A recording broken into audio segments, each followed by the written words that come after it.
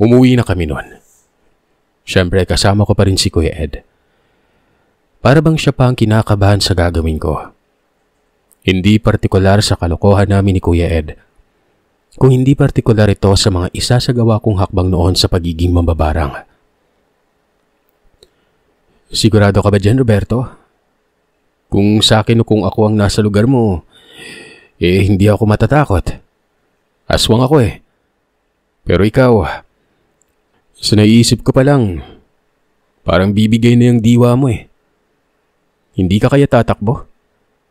Ikaw lang mag-isa kasi, hindi pwedeng samahan. Ano ka ba, Kuya Ed? Mas natakot mo naman ako eh. Basta gagawin ko yon. Mamayang gabi kaagad. Sisimulan ko na. Ikaw bahala. Pero kapag tinibag mo, isauli mo ah. Nanghiya ka.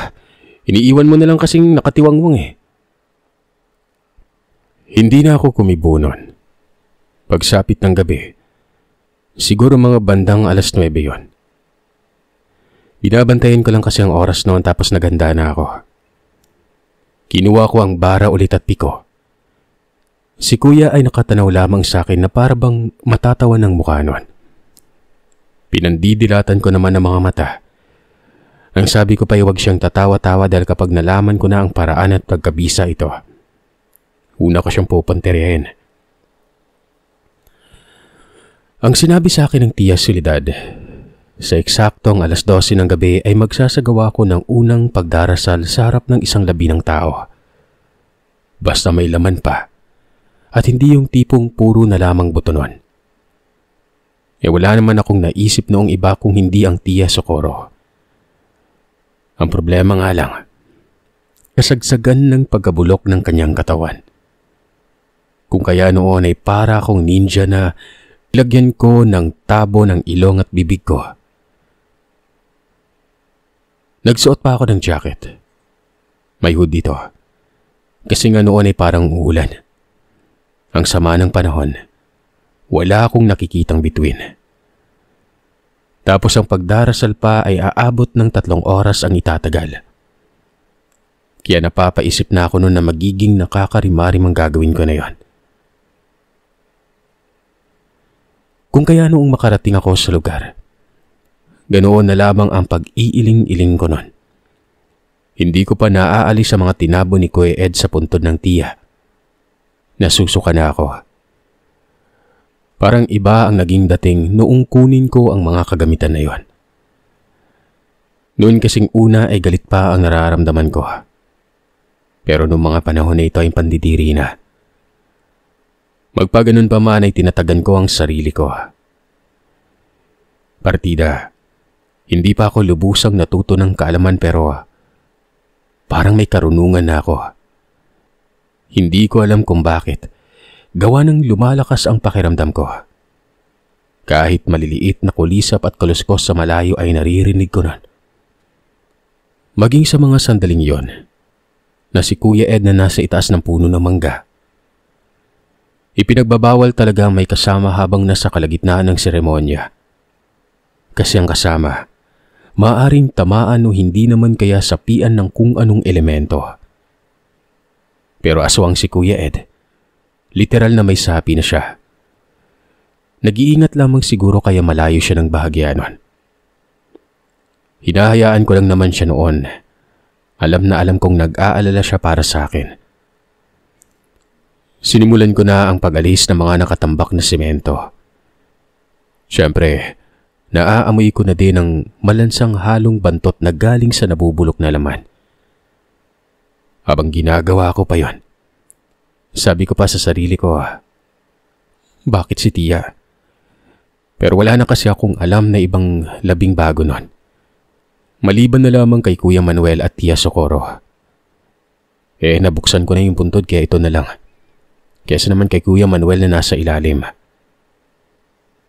Hindi nakapaloob sa kabaong ang Tia. Binalot lamang ito ng banig. May dala akong flashlight. Tinali ko pa ito sa bandang tagiliran ng ulo ko.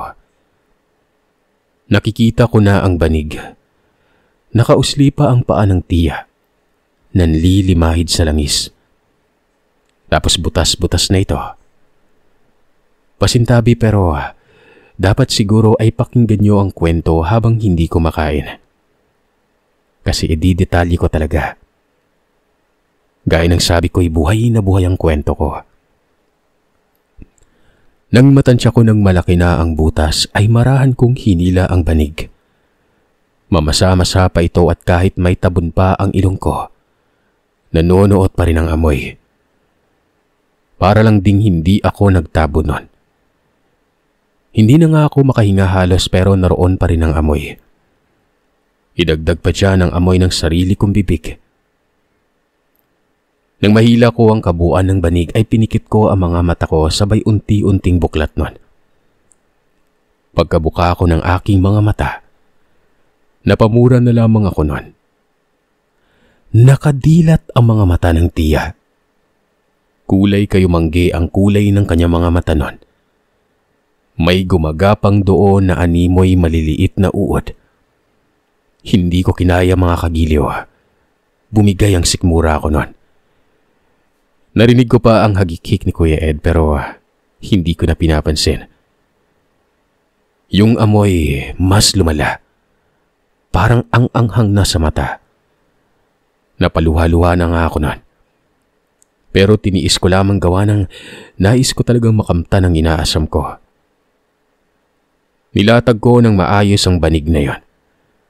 Hanggang sa tumagal ay parang nasanay na rin ako. Nakikita ko ang kabuuan ng katawan ng tiya. Nakahubot-hubad ito at butas-butas na. Hindi ko na lamang tinangkapang silipin ang butas bandang tiyan. Talagang hindi kaaya-aya. Nilabas ko ang abo na kinuha ko malapit sa koprahan. Ito din kasi ang sinabi ng tiya Soledad. Binudbud ko paikot ang abong yon sa paligid ng labi. Pagkatapos ay nagtirik ako ng 13 kandila. 5 ang kulay puti, 8 kulay itim. Hindi ko ginamit ang mga kandila ni tiya na nasa labas ng sisidlan. Bawal daw yon. Pero may ibang kandila naman na itim na natagpuan ko sa aparador. Parang reserba yun ni tiya pero wala pang mga dasal. Matapos noon ay pumasok ako ng bilog at umupo doon sa banig. Yung likidong kulay itim ay nasagi ko pa. Paulit-ulit na dinadalaw ako noon ng pagsusuka. Basta, kung alam niyo lang siguro sa personal ang kaganapan, hihimatayin siguro yung walang sapat na tapang. Dapat ay may malaking pagkalalaki ka na kayang matagalan ang ganoong tagpo nun. Sa mga sandaling yon, nakaramdam ako ng kakaiba sa lugar. Na para bang bukod kay Kuya Ed ay may iba pang nilalang. Pero hinayaan ko lang. Iniisip ko noon na baka may mga kauri lamang sila Kuya Ed. Sisindahan ko sana ang kandila pero nakarinig ako ng pagkalabok sa likod ng mga puntod doon. Napatayo ako. Dahan-dahan kong sinuri. Hanggang sa nakita ko si Kuya Ed na nakadipa ang kamay. Nasa anyong aswang ito at galit na galit nun. Nagtaka naman ako kung bakit. Tinanong ko siya kung anong problema. Sabi niya, "Pasalamat ka. Binantayan kita. Dahil kung hindi, patay ka na. Hindi mo namamalayan na may 2 aswang na biglang dumating. Mga balbal ang mga animal na yon. Tinaboy ko. Ang lakas ng pangamoy. Huwag ka na magtanong dahil ang pagkain ng mga balbal, patay na tao." Wika niya. Hindi kagad ako nakapagsalita. Naiisip ko noon na yung naramdaman kong iba. Mga balbal pala yon. Napailing ako dahil doon ko palang nalaman na kumakain pala ng bangkay ang mga ganong aswang. Sa paniniwala ko kasi parang mga gabunan lang ang mga yon. Ano po bang itsura nila, Kuya Ed? Basta, mas pangit ka pa sa kanila. Tugon niya noon. Sabay naglaho na lamang ito bigla. Nagalit ako noon. Naunahan na naman ako. Ang sabi ko pa ay itutuloy ko talaga ang gagawin ko sa kanya. Manood ka lang dyan, Kuya Ed.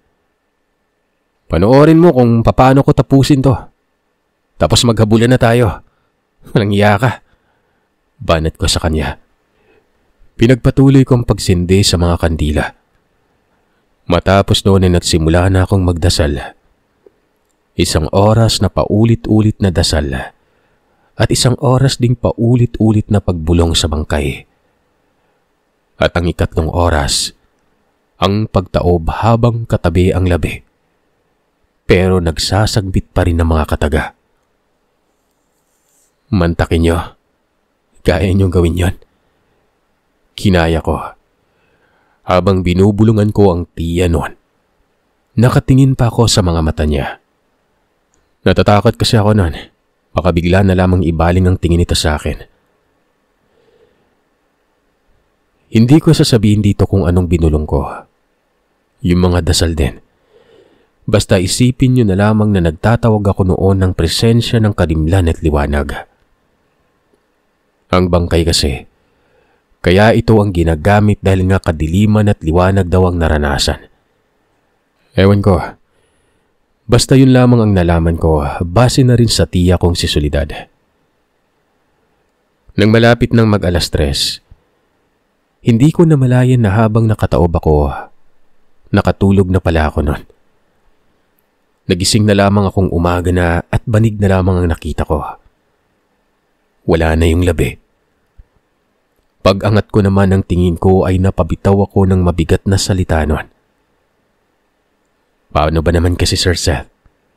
May nakatirik na krus sa aking uluhan. Patpat lamang ito pero may nakasulat pa na mula sa uling. Malabo-labo pa ang paningin ko nun. Hanggang sa nabasa ko ito. Ang pangalan ko ang nasa patpat. Sabi ko pa sa sarili ko, panaginip ba ito? Bumangon ako noon. Tapos ay nakita kong nakatabon na yung puntod. Pero nakapatong doon si Kuya Ed. Sa isip ko ay binalik niya na ang labi nun. Yung mukha pa ng Kuya Ed ay parang matatawa. Tapos ay bigla na lamang itong nagsalita. Ayon sa kanya hindi niya na umano ako ginising nun. Hinayaan niya na lamang akong yakap-yakapin ang labi ng tiya ko. Napapikit ako ng mga mata. Tanggal pa ang tabon sa mukha ko. Tapos yung flashlight nasa paanan ko nun. Galit na galit ako nun. Mantakin niyo ang lupit na biro yon. Posibleng ang kung ano-ano na lang ang posisyon ko noon at hindi malayong ginawa ko pang una ng tiya ko. Dahil mamasa-masa ang ulo ko, maging ang kabuuan ng katawan ko. Napakabaho ko noon. Naiyak pa ako noon gawa ng matindi ang galit na naramdaman ko kay Kuya Ed. Nailalarawan ko sa isip na parang baboy akong natutulog. Bigla na lamang tumakbo ang Kuya Ed at nakasisiguro ako na yung krus sa may uluhan ko ay siya din ang naglagay. Siya din ang nagligpit sa mga gamit ko sa seremonya. Sabi ko pa sa sarili ko, yari talaga sa akin to. Nagwala ako noon sa galit. Tumakbo ako patungo ng bahay at hinanap ko noon ang kuya. Pansin kong may balde at may lamang tubig sa gilid ng bodega. May kabubukas lamang din na sabon. Tapos ay pagsilip ko sa loob ng bahay ay nakita ko sa lamesa na may nakahandang pagkain. Wari bang inihanda ng Kuya Ed ang lahat ng yan? Paliliguin pa ako. Nawala tuloy ang galit ko. Nakita ko siya sa sala nakahiga at nagbabasa pa ng dyaryo. Gustong gusto ko noong makapanakit talaga. Naligo na lamang ako. Tapos noon ay kumain na. Hindi kumikibo ang Kuya Ed. Inantay ko siya noong magsalita. Nakatitig ako sa kanya habang kumakain pero napakaamon ng mukha na parang wala lang. May lakad ako ngayon, Roberto. Gusto mo bang sumama? Hindi kasi umuwi si Ka Franco eh. Pupunta ako sa kanila. Kamusta ka na? Gusto mo ba hilutin kita? Utik. Kung makadala ka ng salitang lumanay mo na, parang wala kang kasalanan sa akin ah. Sige, sasama ako. Walang hiya ka kuya. Sa lahat ng biro mo, yun ang pinakamasaklap. Sinabi ko naman sa'yo nagaganti ako eh. Hoy, ano ka ba? Huwag mo nang isipin yon. Ang importante, malusog ka at napakabait mong bata. Mabihis ka na. Yung sahigo, basa na. Paglilinisin mo ba uli ako? Hindi na lang ako nagsalita noon. Nagtungo nga kami sa lugar talaga nila Kuya Ed. Di ba nga sabi ko, amain nila si Ka Franco. At ang lugar na ito ay dito lumaki si Kuya Ed. Sa bukid pa ito. Bukid na ang amin, di ba? Pero mas bukid pa ang lugar nila Ka Franco. Liblib na habang naglalakad pa kami patungo doon. Nakakaramdam ako ng kilabot. Walang kabahay-bahay ang dinadaanan namin. Pangpang ang kaliwang banda na kinakapitan ng naglalaki ang mga balete.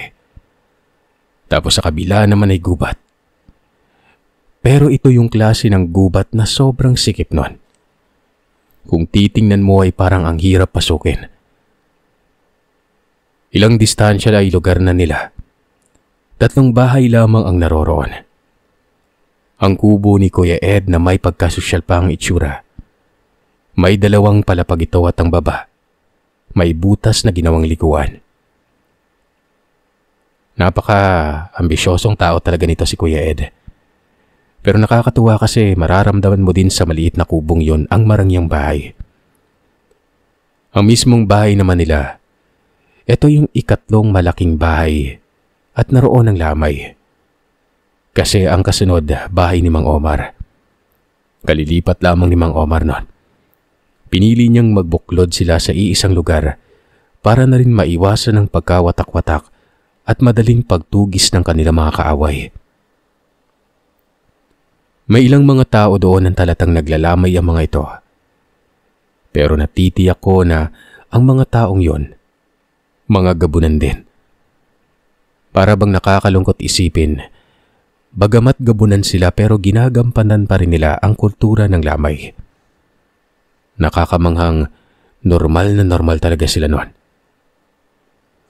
Nang masilayan naman ako ng mga tao doon, nagpulasan ng iba, habang ang iba naman ay bumati.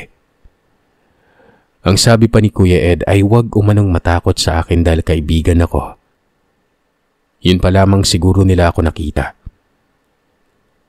Yung bumati sa akin ay ito yung mga naging kasama namin sa pagpuksa sa mga mambabarang. Doon sa isa sa mga kwentong pinadala ko. Ang iitim na mga ito, para mga negrito. Kung hindi ngingiti ay mapagkakamalan mong anino. Ang narinig ko ay nakakasilaw umano ang presensya ko noon. Natural, masisilaw talaga kayo. Mambabarang na tong kutong lupa na to eh. Yung mahal ko palang pamangkin. Biro lang yun. Matapos noon nag-usap si Kuya Ed at Ka Franco. Kasama ako, kaya narinig ko ang pinag-uusapan nila noon. Totoo na ang salarin umano ay may karunungan at hindi daw si Aurelio. Nagtanong pa si Kuya Ed kung alam ba nila kung saan matatagpuan ang salarin na yon. Ayon naman kay Ka Franco, sa Hilaga. May bantugan din na albularyo doon pero may kaalaman sa pagkukulam. Bali-balitang kasamahan nito ni Aurelio. Dagdag pa ni Ka Franco, hindi lang nag-iisa ang kasamahan ni Aurelio. Nagkalat umano sa iba't ibang lugar at walang ibang puntirya noon, kung hindi ang mga aswang. Walang pinipili ang mga ito. Basta kampon ng dilim, papatayin. Sumabat naman ako at ang sabi ko, pwede ko silang hadlangan. Yan ay kung magtutulungan kami noon. Kailangan ko lamang ng kagamitan ng kalaban para na rin mapantok ko ng maayos. Nang marinig ni Ka Franco ang binitawan kong salita, ay makikitang tila nagulat ito. Nagtanong pa kung anong nangyayari sa akin noon. Ang sabi naman ni Kuya Ed ay pinasok ko na ang pagiging mambabarang. Pinagalitan ako ni Ka Franco. Bakit umano pinasok ko pa ang gawain ito? Ako na nga lang daw ang matino at matatawag na tao na nakakasalamuhan nila. Tapos ay ginawa ko talaga ang bagay na hindi nila gusto para sa akin noon. Naiintindihan ko si Ka Franco. Parang lolo ko na rin kasi ito. Lahat naman sila ay ayaw ako maging mamabarang. Sumingit naman si Kuya Ed at ang sabi niya na kaya ako ginawa ito dahil para makatulong sa kanila. Hindi pagtulong ang ginawa mo. Pagpapalala lamang ng sitwasyon. Ikaw sanang magiging sandalan namin, Roberto. Ikaw sanang magpapatunay na mabubuting aswang kami. Ano ba yung naisip mo, Roberto?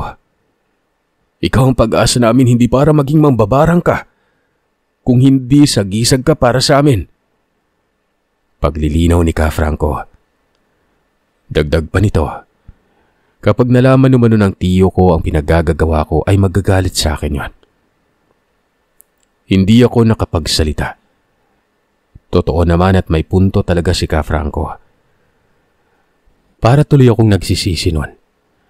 Tama at magiging sagisag nga ako sa kabutihan nila. Dahil balang araw ako ang magpapatunay na mabubuti silang aswang. Pero wala nang atrasan to. Nasimulan ko ng unang seremonya. At ang sabi sa akin noon ni Tia Soledad, hindi ko na pwedeng bawiin ang nasimulan. Hanggat maaari ay pagpapatuloy ko na lamang.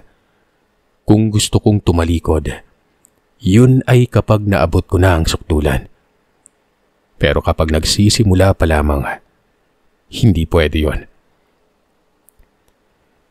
Pinaliwanag ko sa kanila na hindi magtatagal at magbabago din ako. Pero kailangan ko munang lutasin ang problema.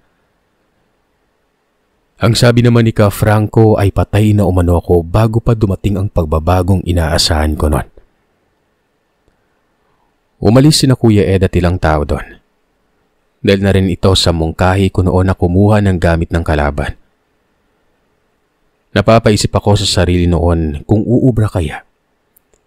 Sabihin na nating may alam na ako dahil nga nasimulan ko na ang pagiging mambabarang pero ang tanong, sapat na ba yon?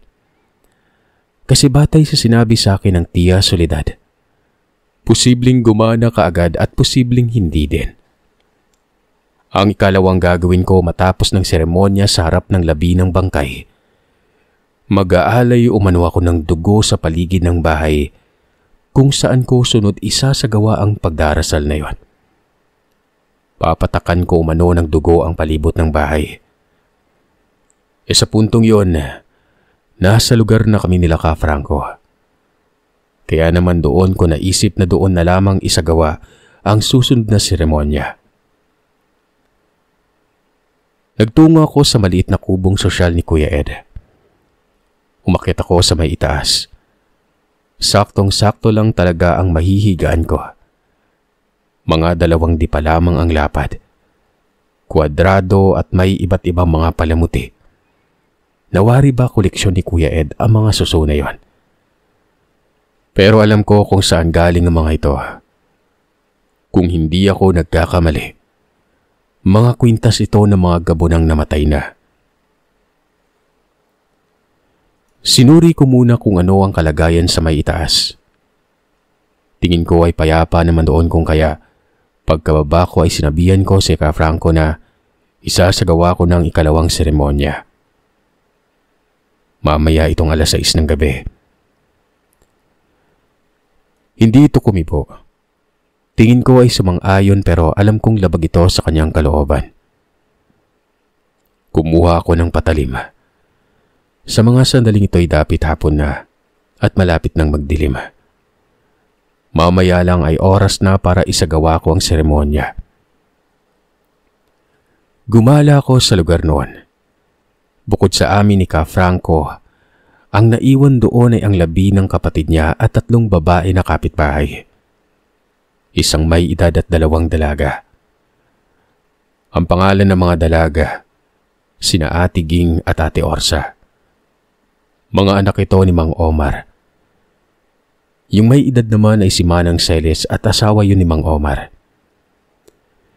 Nakatingin lamang sila sa akin na para bang ang bibigat na mga mukha. Halatang malungkot ang mga ito. Si Ka Franco naman noon ay abala sa paglalagay ng mga batong kulay puti sa paligid. Ewan ko kung para saan yon. Basta't hinanay niya ito kung saan doon nakalamay ang kapatid niya. Nagdadalawang isip pa ako noon kung itutuloy ko ba ang gagawin ko. Natakot kasi ako bigla. Mantakin niyo, papatakan ko ng dugo ko ang paligid nun. Siyempre, hindi naman pwedeng walang sugat, diba? At ang sugat na yon, ako din ang gagawa. Tinatagan ko ang sarili ko. Nang malibot ko na ang paligid ng bahay, ay tinansya ko lang kung saan ko ipapatak ang dugo. Pabilog kasi ito. Hindi naman pwedeng napakalaking bilog yon. Tiyak na maraming dugo ang kailangan. Napapamura na ako na halong sagbit sa ama noon. Nakakabaliw isipin. Paglubog ng araw ay pinikit ko ang mga mata ko. Sabay ipit sa palad ko ng patalim. Hinila ko ito bigla. Dama ko ang masakit at medyo malamig. Gumagapang ito mula sa palad ko hanggang sa kilikili ko noon. Tiniis ko lamang yon. Hanggang sa magsimula ng tumagas ang masaganang likido. Nagsimula na rin ako noong maglakad paikot ng bahay ni Kuya Ed. Binilisan ko ang paglalakad para matapos kaagad yon. Napakalaki pa naman ng sugat ko at hindi ko inaasahan na sobrang lakas ng pagdurugo. Matapos ko makaikot sa bahay, mabilis akong nagtungo sa taas ng kubo ni Kuya. Binalot ko kaagad ang kamay ko ng tela. Nagkamantsa-mantsa pa ang higaan ni Kuya Ed noon. Matapos noon ay nilabas ko kaagad ang pinagtagpi-tagping papel at walang ano-anong sinimula ng pagdarasal. 1 oras lamang yon. Pero alam niyo ba, habang panaka-naka at paulit-ulit akong nagsasangbit ng dasal, ay para bang nakaramdam ako ng sobrang ganda sa katawan.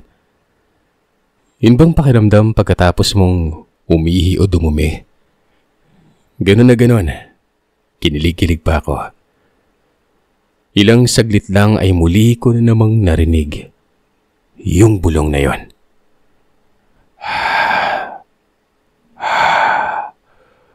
Roberto. At matapos noon ay may gumapang na alakdan sa kamay ko.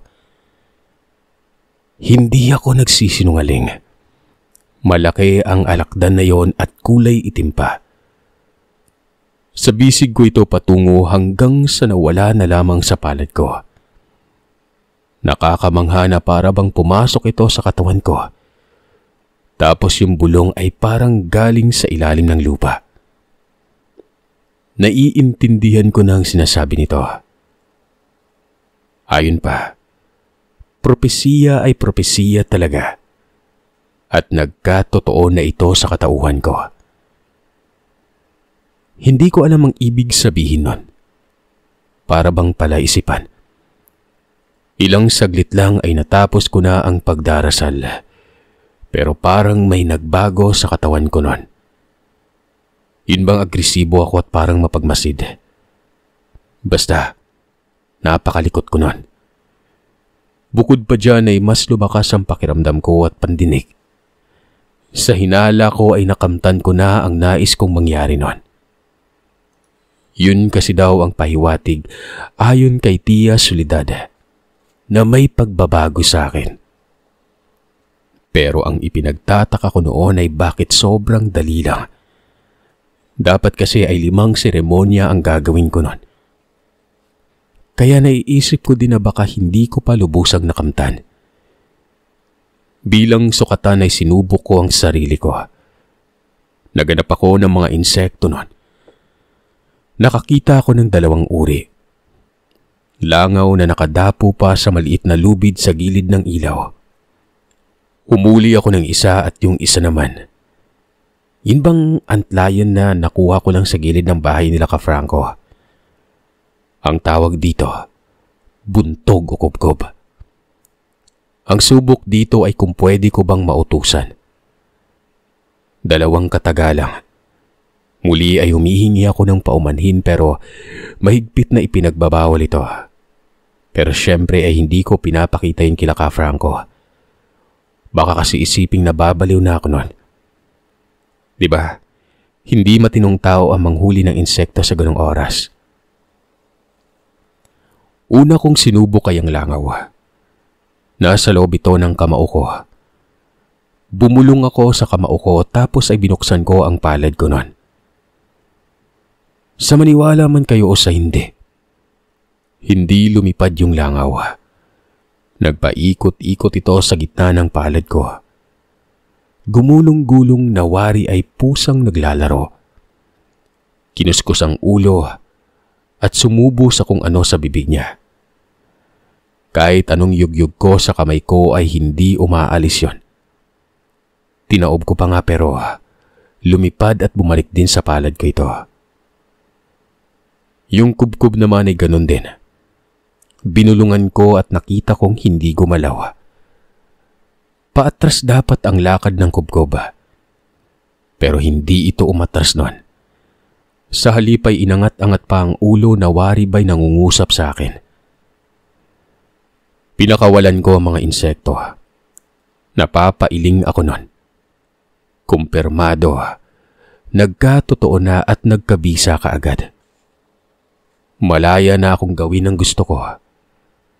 Anumang katagang manggagaling sa bibig ko, sadyang napakamakamandag. Lalo na kapag hinaluan ko ito ng horem mula sa pinagtagpi-tagping papel. Tahimik lamang ako noon. Walang usap-usap kami ni Ka Franco pero napapansin ko sa kanya na panay sipat sa paligid. Yun bang parang may nakikita? Kung kaya naman noong pinakiramdaman ko ang lugar. Nalaman ko kung ano ang sinusuri ni Ka Franco noon. Parating na sila Kuya Ed. Napangisi pa ako noon dahil alam ko ding kasama ang Tiyo Raul. Partida. Sa pakiramdam lamang yan ha. Hindi nga ako nagkamali. Dahil maya-maya lang ay lumitaw na sila mula sa masukal na banda. Sa likod ito ng bahay nila Mang Omar. Kasama din si Mang Omar at nakita kong sinalubong siya ng kanyang mga anak na dalaga. Pinaghahandaan ko na ang presensya ni Tiyo. Dahil alam kong hindi bubungad sa akin ang pagkatuwa habang nakikita ako noon. Sa halip ay puputaktin ako ng sermon. Tinanaw ko lamang siya habang papalapit sa akin. Si Kuya Ed naman, kinindatan ako at nagsenyas ng hintuturo. Nang ibig sabihin, yari ako noon. Lagot ako na ito. Atiyo, kamusta po? Masaya po ako at nakabalik na po kayo. Bungad ko at alam kong hilaw na hilaw ang pagpati kong yun sa kanya. Ayaw ko kasing tumingin sa kanya ng diretsyo. Pagkalapit niya sa akin ay sumimangot ang mukha ko ng biglang inatin niya ang buhok ko sa sintido. Aray ko po, Tiyo. Aray, ang sakit po. Habang nangyayari yon ay nakatuon ang atensyon ko kay Kuya Ed. Ang laki ng tawa nito. Tapos ay sumisimple ng tingin sa malayo. Anong masaya makita ako? Alam mo bang napilitan akong umuwi dahil sa nalaman ko? Ano na? Nasaan na yung sinumpaan mo? Sus, impakto ka. Ano bang sabi ko? Di ba wag mong papasukin ang pagiging? Ha? Kung alam mo lang nako, iniingatan kita dahil ikaw na lang ang yaman ng angkan nyo. Ikaw na lang ang matino. At isa pa, ikaw lang ang maglalahad ng lahat ng patungkol sa amin sa hinaharap. Anong mukha ang iharap mo sa mga tao ngayon? Wala. Mas pangit ka na sa amin. Ikaw naman, Ed. Huwag tatawa-tawa dyan. Pag-uuntugin ko kayong dalawa eh. Hindi mo man lang nagawang pigilan siya. Pinagkatiwalaan pa naman kita. Naku po, sabi ko na nga ba'y damay na naman ako. Yari din ako nito. Makaalis ka muna. Roberto, dala ko na. Mamaya ibibigay ko sa'yo kapag malamig na yung kape dyan. Yari ka. Sabat ni Kuya Ed sabay lakad ng mabilis palayo. Nagtanong naman ang tiyo sa kung ano ang dala daw ni Kuya Ed. Ang sabi ko naman ay gamit ng salaring pumatay sa kapatid ng kanilang amain. Anong gagawin? Tanong niya. Kagad kong ipinaliwanag ang adikain ko.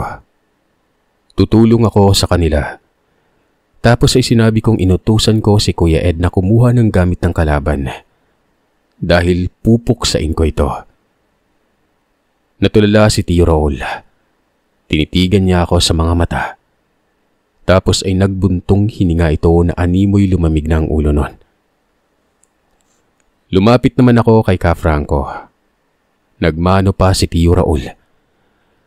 Ang sabi ni Ka Franco ay maging siya'y labag din sa kalooban niya na maging mambabarang ako nun. Pero kahit papano may punto ako. Napag-isip-isip niya na tama ako nun. Nahirapan talaga sila sa pagpigil sa mga kalaban. Kung hahayaan na lamang umano nila ang mga ito, simot silang lahat. Pwede ko naman umanong ihayag sa mga tao ang patungkol sa buhay nila. Pero ang problema, kung may iiral pa ba sa kanila kapag dumating ang araw na yon?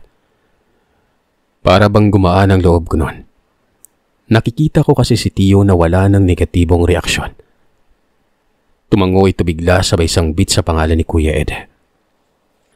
Si Kuya Ed naman noon ay nasa gilid-gilid lamang at alam kong nakikiramdam lamang ito. Kaagad din namang lumitaw pero nakangisi ito habang nakatitig sa akin noon. Pinakitaan ko naman ng kamao at nagsenyas ako sa kanya na gaganti talaga ako. Ibigay mo sa kanya yung nakuha mo. Tapos balikan natin ngayon ang pumatay sa kapatid ni Ka Franco. Alam mo ba yung gagawin, Roberto? Tanong ni Tio noon. Masigasig naman akong tumango kahit hindi ko pa talaga alam. Pag-abot sa akin ang tela ni Kuya, ang sabi niya ay galing daw ito sa pinunit niyang tuwalya ng salarin. Isang hudyat lamang ng Tio. Alam ko na ang mangyayari. Kagad umalis si Tio at Kuya Ed. Ako naman ay nalilito noon kung saan ko isasagawa ang pambabarang. Hanggang sa naisip kong doon sa bahay namin. Nagpaalam ako kay Ka Franco. Pero sinabi niyang sasamahan niya umano ako. Si Mang Omar naman ay sasama din. Ang binilinan lamang sa labi doon ay ang kanyang mag-ina. Gaya ng nakagawian ay kinarga ko ni Mang Omar sa kanyang likuran. Sumirit ito ng takbo patungo sa amin. Biglaan yun kaya nagulat ako. Ikaw ba naman ang dakmain sa balikat tapos para lang manika na nilagay sa likuran, di ba? Tapos takbo pa kaagad nun. Alog na alog ang ulo ko noon at kamuntikan pa akong malaglag. Hindi man lamang nag-abiso kapag mahirap na daan. Ang bilis naming nakarating sa bahay. Wala pang 20 minuto. Pero hilong-hilo ako noon. Humiga pa ako sa sahig ng beranda at huminga ng malalim. Nasusuka. Pagbangon ko ay nagpasuray-suray ako ng lakad. Hindi man lamang ako inalalayan. Nakatayo lamang silang dalawa habang pinapanood akong parang lasing. Ano pang silbi yung pagsama nila? Mukhang wala naman. Salip ay nagalit pa ako noon pero hindi na lamang ako nagreklamo pa. Hindi pumasok ng bahay ang dalawa. Nasa labas lang. Parang gwardya ang mga ito kahit wala namang banta. Nang magkaulirat na ako ay kaagad akong nagtungo sa bodega. Binuhos ko lahat sa higaan ng mga kagamitan ng tiya. Pinili ko yung bungo. Nalaman kong pangpantok ito. Tapos ay kaagad kong sinuot ang mga mutya ng bao. Gusto ko sana yung dalawang malaking salagubang pero naiisip ko na mas maganda siguro kung pantok kasi harap-harapan mong paparusahan ng salarin. Ang salagubang kasi parang barang yon. Para ako noong ermitanyo. Nabiruin mo sa murang edad ko na yon. Iyon ang larawan ko. Binasa ko muna ang aklat kung paano gamitin ang pantok. Naroon namang nakapaloob sa pulang libreta ang mga kataga kung papanong gamitin yon. Napag-aralan ko ang lahat. Ang paraan lamang ang sasabihin ko sa kwento. Pero yung mga kataga ay hindi pwede. Nilagay ko sa sahig ang bungo ng sanggol. Nagtirik ako ng itim na kandila sa noo. Yung tela naman, sinuksok ko sa mata. Kahit hindi ko alam ang pangalan ng salarino kalaban, maglalakbay ang pantok at tatama sa kanya. May bagay kasi akong galing sa kanya. Alternatibo ito sa pagkuha ng pangalan nun. Hindi pa nga sigurado kung pangalan. Mas sigurado pa yung gamit talaga. Yung pangalan kasi maraming magkakapareha. Malay mo, tamaan pa yung iba, di ba? Pagkasindi ko sa kandila, kagad kong inusal ang mga kataga. Sabihin na nating 6 na kataga ito pero napakalakas nun. Paulit-ulit ko yung sinasambit habang nagpaikot-ikot ako sa paligid ng bungong yon. Tapos ay nakadipa ang kamay ko habang nakayuko naman ang ulo ko na para bang sumasayaw ako ng sinulog. Basta kung may makakakita lamang talagang mapagkakamalan talaga akong baliw nun. Ilang saglit lang, namatay ang ilaw sa kandila. Natakot ako nun. Dali-dali ko pang kinapakapa ang posporo sa higaan. Habang nangyayari naman yon, naririnig ko ang pag-uusap nila ka Franco. Ang sabi, lumayo muna umano sila ng konti dahil mapdi umano sa kanilang balat ang presensya sa lugar na yon. Ang tugon naman ni Omar, maaaring nagsisimula na akong mangkulam. Literal na nagsisimula na talaga ako nun. Ilang saglit lang ay nawala na ang mga boses nila. Ako naman noon ay tarantang-taranta na. Ang dilim. Tapos ay biglang lumamig sa paligid. Gusto ko noong lumabas. Paano ba naman kasi ay para akong may kasama sa loob na mga kaluluwa. Hindi ko na natagpuan pa ang posporo. Pero sa maniwala man kayo o sa hindi, ilang saglit lang ay muling nagkasindi ang kandilang yon. Nanlaki ang mga mata ko nun. Binalot ng matinding kilabot ang katawan ko. Kaagad kong naalala na ito yung nangyari dati na bigla na lamang nagkaroon ng sindi ang kandila habang ginagamot ng tiya Socorro si Kuya Manuel. At kung hindi ako nagkakamali, ang pagpantok ay kapareha lamang ng kataga sa pagbarang ni tiya Socorro. Maaaring ang ginamit niya lamang noon ay mga insekto. Wala namang halos pinagkaiba sa kaganapan. Katunayan ay pamilyar sa akin ang presensyang yon na bumabalot sa paligid. Para bang may yumayakap sa aking bangkay. Napakalamig talaga. Ngayon, naiintindihan niyo na walang pinagkaiba ang mambabarang at mangkukulam. Ayon kasi sa mga naririnig kong kwento ng iba, hindi daw magkakapareha. Sa kabuuan, pantok lang ang pamamaraan. Para bang dito pinapalakbay ang parusa. Yun ang pagkakaintindi ko. Unti-unti ko noong binabaling ang tingin ko sa kandila. Yung apoy, sumasayaw, nakakamangha. Imposibleng magiging malikot ang apoy na yon. Samantalang kulob naman ang silid kong yon, na para bang may hangin na umiikot sa loob, pero hindi ko ramdam. Ang nararamdaman ko lamang ang lamig na nanonood sa kalamnan ko. Ilang segundo lang, animoy may sumabog sa loob. Basta'y parang kalabog ng malaking bagay na bumagsak sa lupa. At kasabay nito ay biglaang paglitaw ng anino sa dingding. Anino ito na mula sa tama ng kandila nawari ba may nakatayong tao sa tapat ko na hindi ko naman nakikita nun. Anino lamang yon. Tao ang figura nito na nasa dingding. Eto na. Ito na ang salarin kung hindi ako nagkakamali. Napapailing ako noon kasabay ng pagngisi. Nag-iisip ako ng paraan kung anong gagamitin kong parusa. Mula ba sa aklat?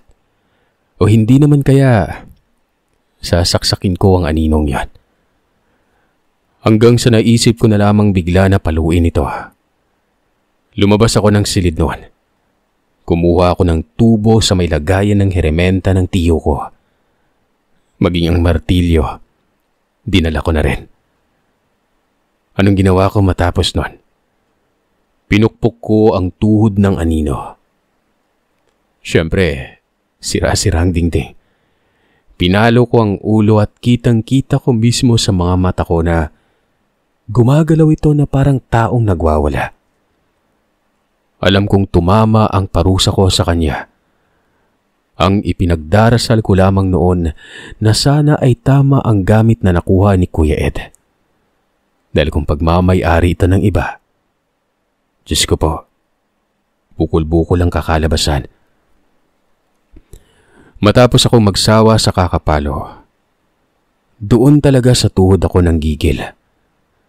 Martilyo yung ginamit ko. Pinukpok ko ng pinukpok ang paa. Mantakin niyo lumuhod ang aninong yon. Iniisip ko talaga na parusahan ito ng malupit. Bahala na. Basta kapag nakarating sila tiyo sa bahay nito ay hindi na ito makakapanglaban pa.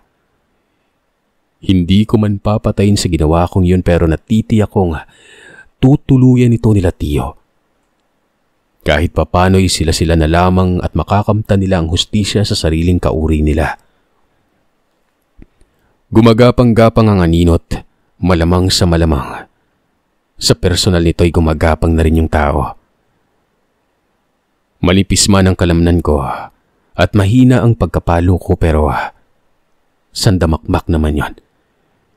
Sino ba namang hindi mapaparalisa kung napakarami kahit mahina, di ba? Hanggang sa nagsawa na lamang ako nun. Pero hindi ko pinapatay ang kandila. Hinayaan ko lang ito. Sa oras kasing patayin ko ang kandila, makakawala na ang taong yon. Natulog na lamang ako. Alam ko sa sarili ko na maaabutang walang laban nila tiyo ang kalaban. Nagising ako noon sa tawag ng tiyo ko. Kung hindi ako nagkakamali madaling araw na. Lusaw na ang kandila. Madilim na ang silid. Ang tawag ng tiyo ko ay iligpit ko na umano ang mga gamit. Dahil hindi sila nakakalapit sa bahay. Papungas-pungas pa ako noon at isa-isang sinisilid ang mga gamit. Pagkatapos ay lumabas ako. Nakita kong parang mga oranggutang nakatungko sa kahoy sa may bandang koprahan sina Ka Franco at Mang Omar. Para bang antok na sa kakaantay. Lumapit naman sa akin ang tiyo at nagwika ng, bakit naman tinirhan mo pa ng buhay? Hindi mo na lang tinuluyan. Naghihingalo na lang eh. Isang parusa na lang yon. Tinuluyan na ni Ed. Hindi kagad ako nakapagsalita. Para bang natutuwa ako pero halong pagkamangha at pagtataka. Naroroon din ang pangingilabot na totoo pala talagang tumama ang tantok na yon. Ang sabi ko kay tiyo, ipinagbabawal sa akin ang pumatay.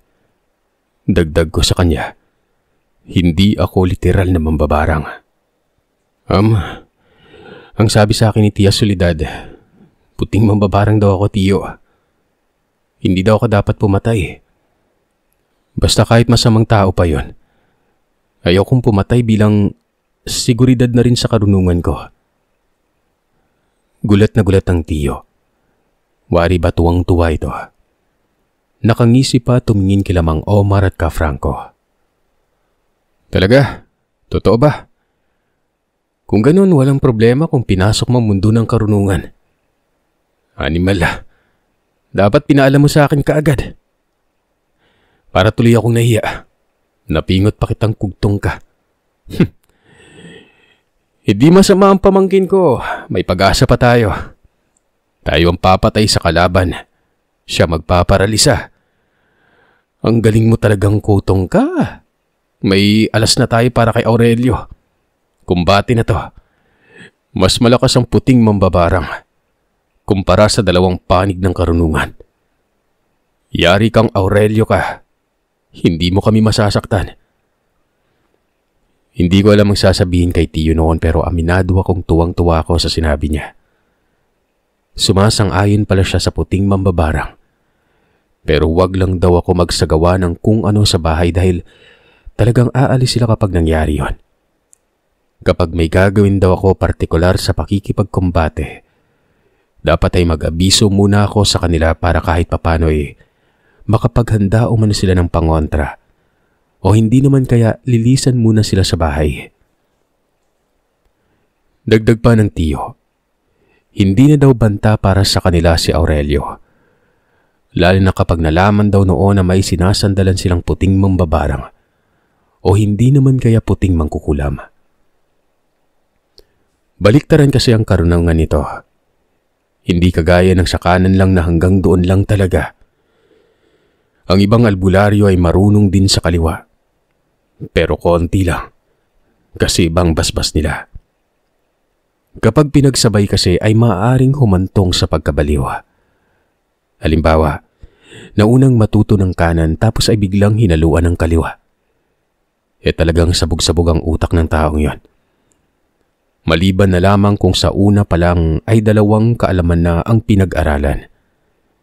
Yun, makakapaghanda ang katawan sa anumang pinsala. Kasi malakas talaga ang ganito. Ito yung mga lihitimong puting mambabarang o mangkukulam. Ang sa akin naman kaya hindi ako nahirapan dahil umano ito sa basbas na nakalagay sa tanga ng tiya ko. Yung kwintas at may 3 baong mutya. Doon nakalagay ang pagbuklod ng 2 uri ng karunungan. Yun ang lihitimong gamit ng isang puting mambabarang. Maliban pa diyan, may nakatalagang mga katagang pakain dito. At ito yung nasa pinagtagpi-tagping papel. Ayon pa kay Tiyo, mula daw ang gamit na yon sa isang kamag-anak naming puting mambabarang at napasa kamay daw ito ng tiya. Ang problema lamang umano ay nasiwa ang mga gabunan sa 3 bao. Lusaw daw ayon kay Tito kapag nahawakan niya ito. Malayo pa nga lang umano ay naiirita na siya noon. Paano pa kaya kung hawak na? Pwede naman daw ang ibang mutya. Basta't magkakasundo lang ang 2 panig na may malakas na basbas nun. Mabuti at pinili ko daw ang kaalamang yon. Masaya siya para sa akin nun. Lumipas ang ilang araw ay kinompronta ni Tiyo si Aurelio. Doon naman ito sa bukiran ng Mulave. Napakatapang ni Tiyo at ayon sa kanya. Nakikipag-usap daw siya kay Aurelio na itigil na umano ang pagtugis sa kanila dahil baka imbis na gamunan ng mamatay. Si Aurelio pa daw. Napakayabang umano ng lalaki at ang sabi nito ay papatay niya lahat ng aswang. Pero nang sabihin ni Tiyo na makakaharap umano ni Aurelio ang puting mambabarang, natahimik ito. Wika pa ng Tiyo. Kung gusto ba daw ng patunay ni Aurelio, inilahad ng Tiyo kung papanong nagape ng puting mambabarang ang kasamahan niyang bihasa dinon. Pero hindi niya sinabi ang pangalan ko noon. Iniingatan niya kasi ng Tiyo ang pagkatao ko. Tumigil at natakot tumano si Aurelio. Lumayas daw ito. Pero hindi nagpakasigurado si Tiyo noon. Pinasubaybayan niya sa mga kauri niya ito. Ilan na lang ang bilang ng mga gabunan noon. Siguro'y mga kamag-anak na lamang ng Tiyo. Tingin ko kasi patay na ang iba. Ito yung mapangahas na namimiktima ng mga tao. Marami kasing kalaban ng mga aswang. As in napakarami talaga. Mabuti na lang mga mabubuting aswang ang kaanak ni Tio. Literal na namuhay lamang din ng normal. Kung hindi ay nagkaroon ng bangayan sila, tila siguro hindi sila magagalaw. Nga pala, hindi magagapi ng tipikal na mambabarang ang isang may malalim na kaalaman sa kanan. Walang ibang makakagapi dito kung hindi ang may dalawang karunungan, kanan at kaliwa. At ito daw ang puting mambabarang. Alam nyo, kung iisipin ay parang sobrang lakas ko na. Pero ang totoo ay hindi naman talaga. Tingin ko'y nakatsamba lamang ako nun. May mas malakas pa kumpara sa akin noong mga panahong yon. Hindi lamang natin alam. Pero walang ibang mas malakas talaga at mas kinatatakutan kung hindi ang Diyos na may likha. Siya lamang ang namumukod tanging Panginoon na dapat nating sambahin. Aminado ako na may kaalaman ako sa kanan. Pero ang kabuuan, sa Kanya ako sumasampalataya. Sinusuko ko sa Kanya lagi kapag may pagkakamali. Kung hindi dahil sa Kanya, hindi tayo umiiral ngayon. Tatapusin ko dito ang kwentong ito pero pinapaalala ko sa inyo na ang yugtong ito lang, marami pa akong ibabahagi. Tiyak na ikakagulat nyo kapag nasiwalat ko ang lahat. Basta mamamangha kayo sa kung ano ang katotohanan sa mga bagay-bagay na kinabibilangan ng kababalagan. Baka iniisip nyo na mambabarang pa rin ako sa kasalukuyan. Ngayon ba, gaya ng sinabi ko, ititigil ko ang pagiging mambabarang kapag naabot ko na ang suktulan. At yun ang nangyari. Dahil yun pa lang ang pagkakataong magiging malaya na ako. Nilubayan na ako ng karga ko sa katawan na 2 panig. Pero hindi ibig sabihin na hindi na ako makakagawa ng ganon. Pwede pa rin naman, pero ayaw ko na talaga. Lumilit ang mundong ginagalawan ko. Limitado lahat ng kinikilos ko at natakot ako lagi sa mga nakakasalamuha kong tao. Pero may kasunod pa ito. Muli, ako po si Roberto at maraming salamat sa inyo.